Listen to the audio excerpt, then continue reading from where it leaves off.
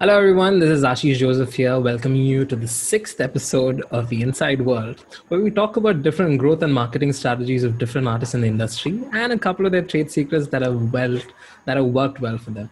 So, right now, joining me for the sixth episode is Stevie right from Chennai. Hey, man, how's it What's going? up? All good, all good. How's it going for you?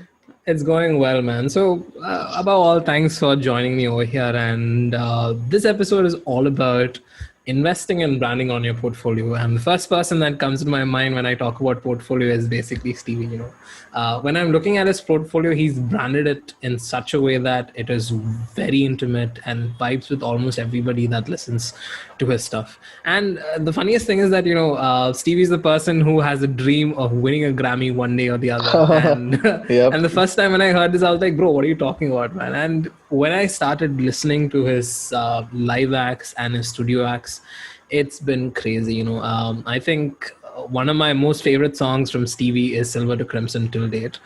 People say Bond's the Oh, best and stuff, but I feel Silver to Crimson is very special to me because I am able to connect it on a different level. And I think Stevie is one of the most creative and the most sensible and relatable lyricist in Chennai from an independent scene, and it's crazy how his songs actually thank connect with you. the audience. And what better way to actually start off this entire thing and to talk about your portfolio? It's funny that you Yeah, have a lot of released content that's online and a couple yeah. of unreleased stuff also. And the funniest thing is that I'm more familiar with the unreleased content than the released content, and I prefer the unreleased content actually. But Yeah, I think this. when you're combining all these songs that you have together, um, what why do you think it's very important for artists to actually have a very strong portfolio when they start off?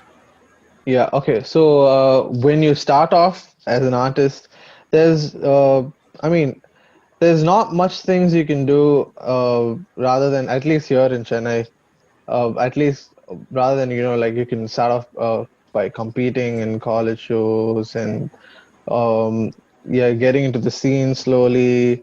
And but gigs will always be a little difficult to land because people won't know who you are as an artist really. So the best way to do is grab their attention and yeah, I mean like you can be nobody. You can like start off from nowhere, but as long as you believe that you have good music out there, you just have to make sure you put it in what's called an electronic press kit. I think all artists should know about this when they start off, and make it very appealing. Like it needs to have pictures of you. It needs to have like a bio, a description of your music, and it needs to be very concise. And it needs to have links to your music as well. And Okay. yeah, like all of that needs to be very crisp and clean and straight to the point. In order to make it more appealing to whoever's in charge of programming gigs, be it like event managers or be it hotels or be it venues. Yeah, just small things like that. So all of that really helps you propel your career to like one step further. Yeah. And So it's I think having a press kit for anybody who's independent is very important because yeah, it's like pretty lots of people really don't have a press kit yeah, actually. Like they don't know what a press kit is. yeah. At least like most of the kids like who are in bands over here in Chennai. I'm not quite sure about other cities because I can't speak for them. And yeah, like most of them don't even know what an electronic press kit is. Hmm. They're just like profile. I'll First send thing you a that comes profile. to my mind Band about profile. this scenario is, like uh, most college bands across India, what they do is they just send a message to the venue through Instagram and say, "Hey, bro, give me a gig over there. Yeah, I can play for like yeah, 1.5 hours. We charge around like yeah. 40K." Like True, true. the first It thing they used to ask be is, Facebook actually. It used to be I remember this because I used to do that as well.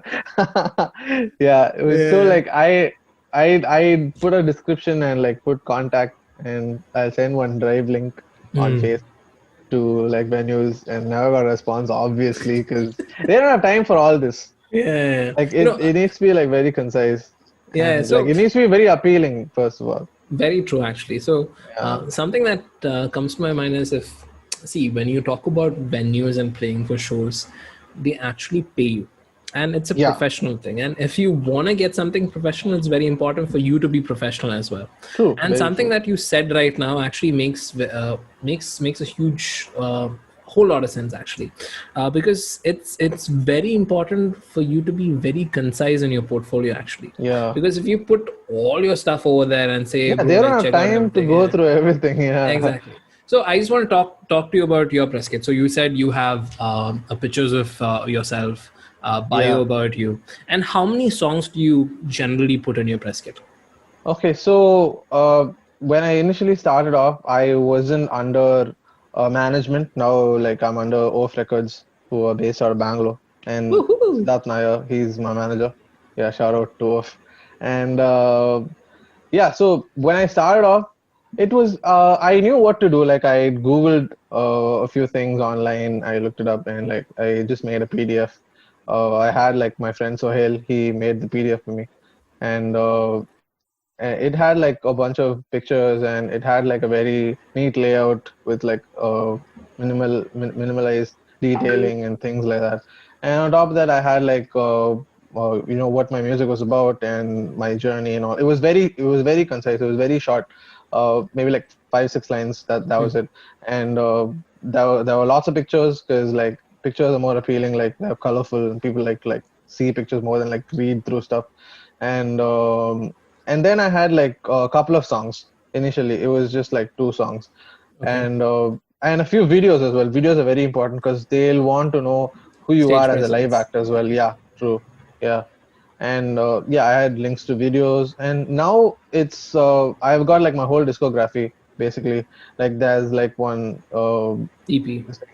yeah, there's the links to the EP. There are links to like Kappa TV videos and just things like that.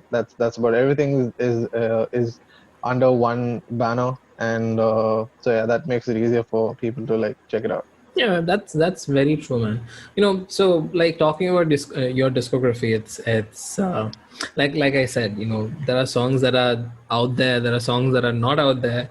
But if you Yeah, if you try really hard to find it, you might be able to find it. Uh, but that's true. when I I'm think actually, yeah, yeah, I think more people who come to my live shows more, they listen to the songs that are not there online. Like they try to find like recordings and stuff like that. And yeah. yeah, So it happens. when I'm going through your music, for the first song that I heard of your stuff online was Hey Becky.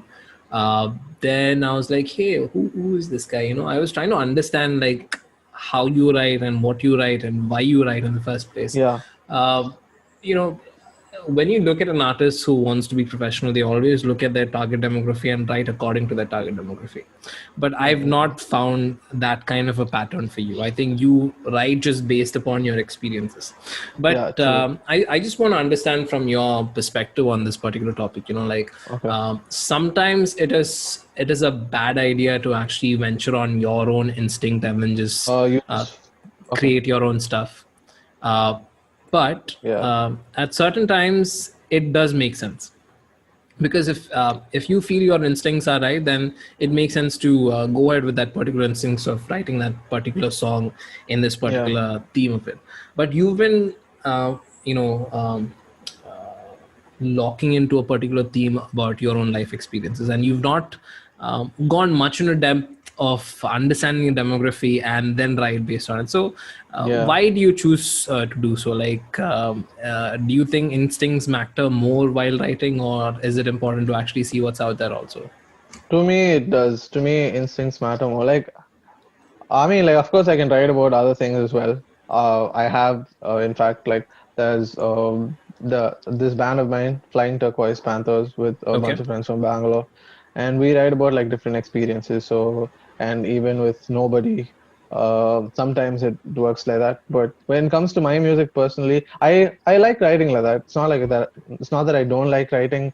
Putting myself in like other scenarios and like putting myself into like other people's shoes and writing like it's a challenge. Like I enjoy it, but what I enjoy is writing about what I feel, what I go through every day, and it's just like everyday things.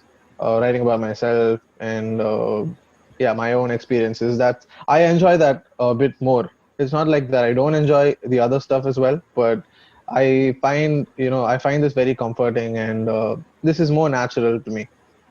And Oh, yeah, like I feel like uh, I'm better off like doing myself rather than straying away from this, because it's worked out as well. So like, I mean, why not? very true. Yeah. So let's talk about a couple of your music right now. Let's talk about Burn. Let's talk about Silver to Crimson. Let's talk about 21. Let's talk about Hey Becky. So Yeah. just walk me through it. Like whenever you have that instinct, okay, I think this is a good song, I'm gonna write that down. Like, what are a couple of steps that you follow while you start off creating a solid masterpiece out of it? Like, how do you progress through that process? Okay. So fun fact, Hey Becky, I think was the first song that I'd written properly as Stevie, and that was actually like it was born out of a very drunk night. Me and my friends, we were just getting hammered, and yeah, I used to like this girl, and I was like, okay, cool, why not? I guess let me try. And yeah, that was very yeah, that was very like a one night uh writing thingy, and it was done by the time like in the morning. It was like I had the structure and all, and there was a keyboard as well there, so I recorded everything. So like I had the basic structure. Hmm. I went back home and finished it. It was pretty simple.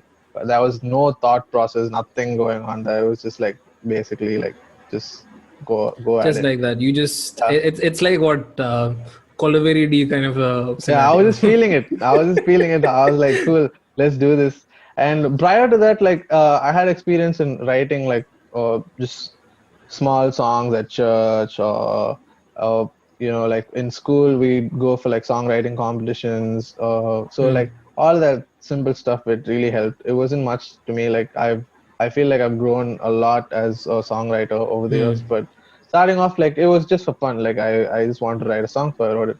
And like it worked out well, because like for me, like growing up with very R&B and gospel roots, that really helped me a lot with the way I wanted things to sound. So I Yeah. already had an idea. It was not like I didn't have any idea uh, to start off with, and that all fell into place with Hey Becky. And then Burn was actually Burn. There's a very fun story. Me and I used to hang out at this friend's place after college, usually like when I was in college. It's right outside college, so like every time I'd finish class, I'd go there, we'd hang, and like we'd make music and stuff like that. And this one day, he put on a beat off YouTube, and he was like, "Dude, let's see who can like finish writing a song faster." And that was how Born. I mean, that was what Burn. That was how Burn came about, and yeah, that was basically just like we were just like enjoying ourselves out there. Like the beat was going on, it was on loop, and I was just writing things Hmm. like right off the off the top of my head. It's not necessarily something that's very cathartic to me. It's not something that I went through, but yeah, Okay. that Burn is an example of that. Yeah. People think it's a cathartic kind of song though. No, no, Like no, no. It was just for it was fun. just Yeah. vibing The to the beat beat, and just writing yeah, beat something. was going on. I was just writing stuff, and I went back home and I played it on the keyboards. Initially, I imagined it to be on the keyboards. The beat had nothing to do with it. It was just like I Okay. just wanted to like finish the song. But then I really liked it, so I took it home. I Yeah. sat on the keyboard and I recorded it. I think one version of Burn, like the first version of Burn, is still out there somewhere in SoundCloud. Even I can't find it. And yeah, so that was it. And then So I taught when myself when to you play the talk guitar. about Hey Becky and Burn, these are like songs that were written out of instincts. Like it just came right on the spot, and you just Yeah, started yeah. belting onto it. Now, I I just was I just having want fun with to it. shift the entire conversation into a song where you felt that you need to take time and write it. Like, for Yeah, example, it had to go through a particular process. For example, yeah, you would have a tune in your head. Sometimes you would just jot down a couple of chords that make sense and then bring in a couple of lyrics. So with respect to a methodological process, have you followed that kind of a process to any of your songs? yeah. It's happened here and there. It's happened with Too Close to Touch. The Okay. song evolved so much. Like initially, it only had some four chords, I think, Okay. and 3, 4 chords, and Then like I got my friends Chris, Michael, and Hudson. We played the song a couple of times at shows, and they completely changed the vibe of it. Like they made it like they added very pretty chords to it that I really liked as well. And song like even Burn here and there, a few voicings that changed over the years, and like a Yeah, few vocal runs that changed, and like everything. It just became like a better version of the song. The yeah, same thing with Too Close to Touch. So the song evolved over time. Like I had more music wise, it was richer, and delivery wise, it started to fall into place as well. And I never rushed those songs really. Like I just wrote the songs because like mm. It's like most of I your was having songs fun keep with it. evolving and evolving as time go by. I Yeah, think I yeah, think a good thing of playing live is I think a good that thing really of helps. playing unreleased songs is the fact that it keeps evolving Exactly, as exactly. many Like you live gigs as always you play. you always play unreleased songs first. Like you never just put it out and play. Like at least me, I never do that. I always play. It's like That's yeah, good. That's good. trial and error. Yeah. You know, when you look at songwriting itself, are you somebody who has a set of chords that are already ready, or you have the lyrics already ready for you? How is it for you? Like, Um, it it works different for different songs. okay, but So generally, as for you as an artist, like, do you have I lyrics that think are already there, or you have a tune and a chord progression that vibes really well, and you write I on top of it? I for most songs it's the music first and then the Okay. lyrics. But for some songs, like some songs I've just written, like during train rides or bus rides, just because I Okay. wanted to write something. Like at that point, like there are some times where like there are days and months where I don't feel like writing at all, and then there's this one day where I really just want to like write. And yeah, I'll be like sitting on a train. I'll just be jotting down something on the notepad and just like rhyming shit, and I'll just be thinking things in my head. And so during those times, the lyrics come first. But apart from that, like I feel like music needs to like speak more. So Is there any yeah, song that was released out there where the lyrics came first and the music came next? quite a few actually. If, you don't even know like the feature song that I did with Mikey. I Okay. wrote it during a bus ride. Okay. What is Yeah, it called? You don't even know. yeah, YDEK. Okay. It's like a rap song, and Nice. I was actually like You need to spend time for rap songs, actually. yeah. Yeah. That's exactly what I've been Yeah. doing lately. I think 2020 is mostly going to be hip hop. So you don't even know that I wrote that song on a bus ride to Mikey's house. It was getting late and like I was slacking off big time, and I was like, "Yo, psych, I need to finish this song soon." Yeah, so like I just like sat and finished it. And even like another feature with Ezekiel recently, it's called Like I Do. I wrote that on a metro ride to the studio. I was like, I had no idea. I was like, yo, what the heck? Let me just write. Very true, man. Yeah, so I knew what to write about. It was just that I had to sit down and finish it. But apart from that, most of the things like they were like written here in my bedroom. Most, Crazy. yeah. Apart Now, from now, 21 now, maybe. now, let's shift to the conversation to a different topic already. Now, let's Yeah. talk about live shows. So I think the first live show that I've seen you play was in Unwind, probably in 2014 or 16? 15, 16. No, Yeah, 16, it was 16, 16 16. Yeah, probably. 16. Yeah, 16, 14 is yeah. too early. Yeah, 2016 true. exactly. Yeah. And I think the cover song that you played was "Don't You Worry, Child." Oh, this was with Yeah, nobody? Oh no, yeah, Swedish it House was my Mafia, I side. guess. Yeah. Yeah. Correct, correct, And correct. you guys had your own twist over there, and you had this True. crazy breakdown pause, and then you just Yeah, stomp on the yeah, ground. I'm like, bro, that's like yeah. not bad. But the funniest thing that I've seen is like almost all the gigs that you went to, you use the same move for those songs. Yeah, because it became a thing, right? People will be like, so I'll tell you when it started. Yeah. So basically, nobody played at a competition. It was CMC Velour. It was 2016, and yeah, we like long story short, we were stranded. Basically, we had no money. We just got there. We just wanted to play, and we had only like 2 practice sessions in total. Yeah. And there was a band like that I just put together, competing against like very like top bands from VIT and like all those places.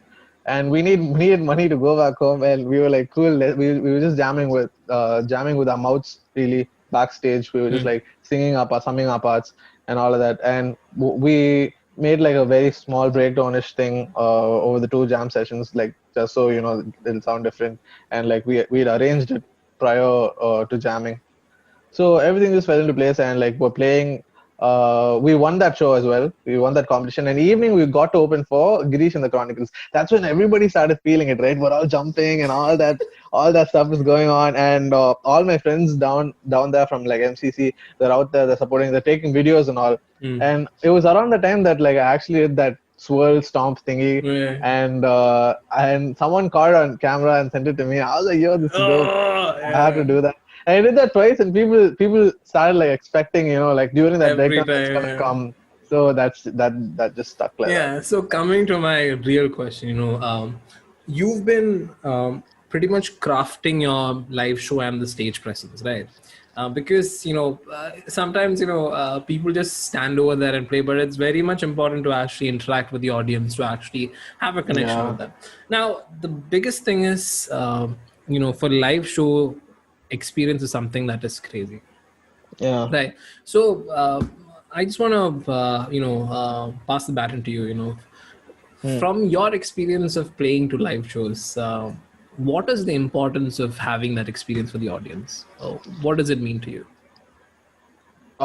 Playing live is something that's quite unparalleled, really. Like you don't get that feeling when you're sitting in a studio and recording your own music. Like when I'm playing live, it's like you feed off the audience, and it just feels like really awesome. Like even jamming and playing live, those things just like I don't think you can put it into words really. And it's just that the whole experience of having the audience there just vibing along with you, like singing the songs, and it just like those things really like push you to become a better version of yourself as a musician as well. So like I feel like those things really matter, and I hope that we can get back to it soon, since that slowly venues are starting to open up again. So when you talk about live, there are two types of live shows. You play for College Fest, or you get paid for playing over that. Yeah. But when you look at these two facets of live gigs, the type of songs that you play are very important. Right. Yeah. So in College Fest, if you play a cover, the chances of you winning the money is and you can't play sappy songs all the time as well. Like, but it's not the same if you are actually playing for a paid gig. So if you're playing your originals for a paid gig, they don't care at all. Like if they don't understand the songs that you're playing, it's crazy. So when you're crafting your live gig, for example, if you're getting paid to play a 45-minute set or a 1.5 hour set, how do you prepare the set list, keeping the audience in mind? Like what goes through your decision making process for bringing a set list to a party that pays you well for a gig? Like how's your thought process? Yeah, you'll need to keep them entertained throughout the gig. That's a given. And like you'll need to mix it up a bit as well, unless it's like a very like quiet living room kind of space thingy. And in that case, it would just be me and the guitar or the keyboard, and everyone's going to be super silent, and it's just going to be like a field strip kind of thing. But if it's with the band, and like that's a whole different story. That's a whole different ball game. You just need to be out there like vibing, and like you need to get the people going as well. So the most important thing for me, honestly, I just want to have fun. Yeah. So like I like, so the way we frame the set list would be according to that, so that like all of us have fun playing on stage. So like it'll start off like upbeat, and you'll need to keep the audience going till you can like slow things down, and it's just a whole different experience. Like you'll need to keep them on their feet throughout.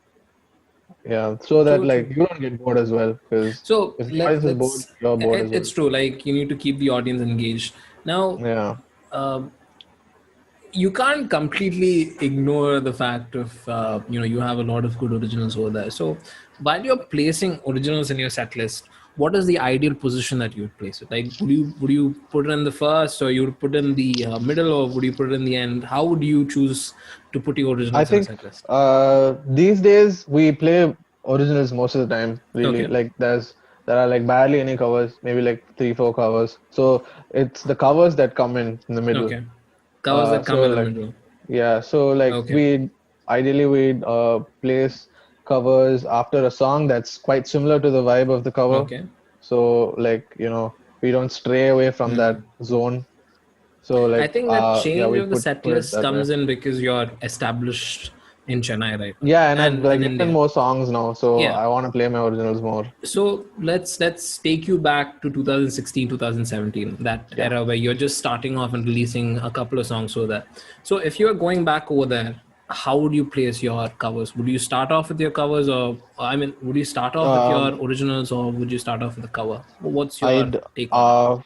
if I'm starting off as okay in 2016, let's say it's like my second gig or something, I'd start Hmm. off with the cover, really. Okay. I'd want the audience to, turn around, like be like, hey, I know that song. Yeah, and Makes then I sense. can play my originals. Yeah. Yeah, but Yeah, it's so the reason why I'm asking this is because there would be a lot of people who are just starting off who will be watching this particular episode. So if people are starting off, it's important for them to actually have a curated set list that actually makes sense, so people actually listen to their yeah. original songs towards the end of the day, Yeah. because that's I what mean, matters. you can definitely play a Yeah, full-on original set. I would have done that if I had enough songs back then, but I didn't. That's why I ended up playing covers, but which yeah, is also cool. Like, there's nothing wrong in that. And yeah. yeah, but like if you have a full-on original set, you think that is dope, go for it. As long as Hmm. you can keep the audience engaged. Yeah, nothing like it. Interesting. It's true, right? To the point that you've come to right now in the music industry, you would have done a lot of things to get things right. Right? It's a Yeah, struggle towards the end of the day. Even true. even now, everybody struggles because of the pandemic. But Yeah, yeah, there is a saying that says you can only earn money when you put in money. Like, that investment part of it is very important in terms of better equipment, going to better studios, better putting out your music online. exactly. So Yeah, what is your thought on it? Like, suppose from an investment standpoint, if you're really very passionate about having a career in music, what are a yeah. couple of things that you should invest in? Okay. So these are the things that you should invest in at least till you like, get to a point where you have like a management thing going on, Hmm. or you have a record deal with somebody, just things like that. At least up until then, you'll have to have invested in you'll have to have invested in a music setup at home if you don't have one, Hmm. or if you don't have friends who have one. For me, it was always a case of like I always had friends around, so I could always go like next street or like a couple of Hmm. streets away, just record and come back home. It is always chill like that, but not everybody has the luxury of growing up in an environment like that. So ideally, what you'll have to do when you're starting off, let's say you're in college, uh, for me it was always like this. I can only speak from my personal experiences because that's how like that's what made me the musician I am today. So it was always like college fests. I'd compete, we'd win, and we'd save up that money and we'd invest that into a recording, or I invested in like a couple of music instruments, got myself a keyboard and like a bass. My guitar was like a gift from a friend. Hmm. um, so it's just those small things, and I used like a lot of money to record. I actually put in a lot of money to record, and got all night release, distribution, all that stuff is there. So you'll need a lot of money really.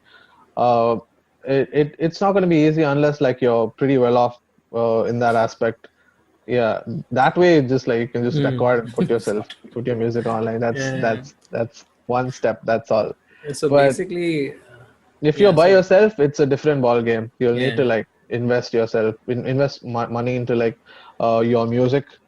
You'll need to know like what exactly to do in terms of distributing and recording and Hmm. all of that. And all of that is an investment, anyways. If you believe that your music is good, then it's definitely gonna like uh, you know multiply. No, okay. True, Yeah. man. Like, it's crazy. Like, when Back in my band days, if we won remotely close to 20K or 30K, we used to just splurge like crazy. Like we never Yeah. used to thought we never thought of actually investing on a proper portfolio, because we're like YOLO guys, let's just finish it off right over here. Yeah, But true. I Like I was think like that the first year of yeah, so I college. think the Yeah. realization came in when, because see, college gigs are very unpredictable. You don't know when Yeah. things just go there, and that's when we realized that it's very important to start getting live gigs and paid gigs also, because at least it's a sustainable and stable kind of an income if you're Yeah. serious about it. Stevie, coming to my very very important question right now. Like you've struggled a lot coming to this stage, at this point of time. If and there are a lot of people that are out there who want to be in the musical side of things, and Yeah. they feel that it's not very easy to sustain in a country like India. Yeah, definitely. So, based on your experiences right now, from all these couple of years, for a musician that is just starting off, a Hmm. potential musician that's starting off, what advice would you give them in terms of surviving a career like this? I feel experiences and learnings are something that defines an artist. And if they could actually pass on the experience and learnings to somebody who's coming into the field, it actually makes a lot of sense, and it would help them a lot. Like, for example, if Yeah. right now we don't have that kind of a platform in Chennai where people are getting help to launch themselves as an artist in the industry. True. Like True. it's Yeah. very hard. That's why I felt a talk show like this is very important for people to Yeah. understand the struggles of artists like you and others on releasing stuff that's out there. So I just want to understand from your standpoint. Like, suppose if there is somebody who's starting off. And not starting off, who wants to start off a musical career, and they Okay. have a very good potential to it, what is Okay. one advice that you would give them based on your learnings and your struggles from the past couple of Yeah. years?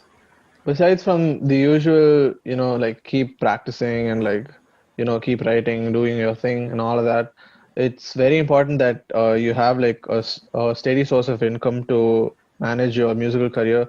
I'd say uh, keep it as a very serious hobby. You know what I mean? Like be very serious about it, Hmm. as well as, like finding something else that sustains yourself until you can like really make it as a Okay. musician, so that like you can just play music for the rest of your life. Yeah, that, So that I think makes that's very sense, man. I think important. sustainability factor is like crazy.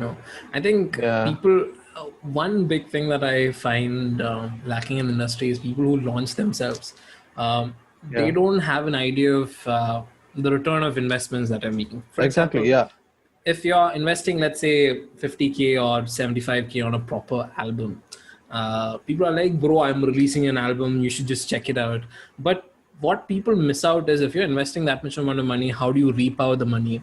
Like, how do you Yeah. make sure that your merchandise is selling? How do you make sure the distributions are actually giving you money out of it?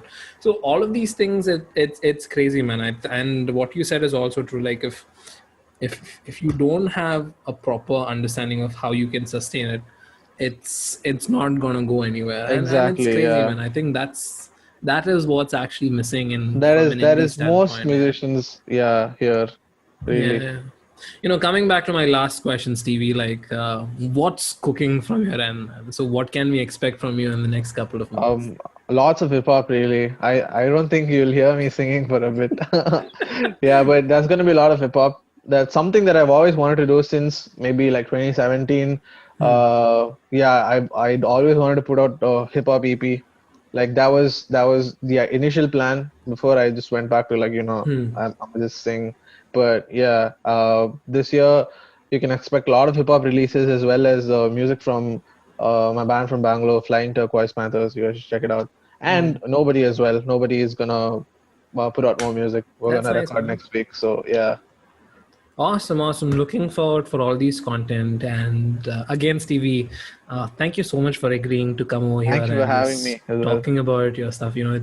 It makes a lot of sense on how you've crafted your songs and how you've actually curated your live shows to actually make sense and give an experience to the audience. And thank you for sharing your entire experience with me and the audience as well. And thank you for I hope coming it to the helps show. as well. Yeah. Thank you. And I'm very much looking forward for your releases in the future, and hope to have you again in this show and talking about its success again.